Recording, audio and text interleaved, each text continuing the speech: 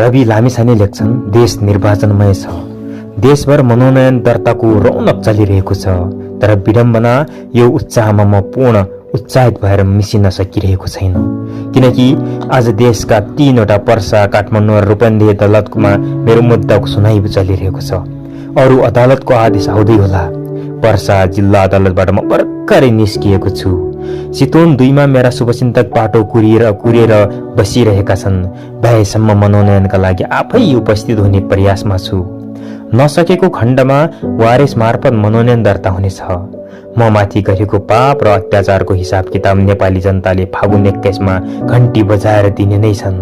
देशका सम्पूर्ण अपराधीहरू एक ठाउँमा जम्मा भएर म माथि गरेको अत्याचारको कारण तिमीहरू सब रसातलमा पुग्दै गरेको दृश्य इतिहासले देख्दैछ र लेख्दैछ। नभएको प्रमाण छ भन्ने पापी हौ तिमीहरू। सहकारीको बाटो नहिडेको मान्छेलाई गनेरै नभ्याउने मुद्दा लगाउने अत्याचारी हौ तिमीहरू। मलाई जिउँदो छाडेर तिमीहरूले एउटा ठुलो गुण लगाएका छौ।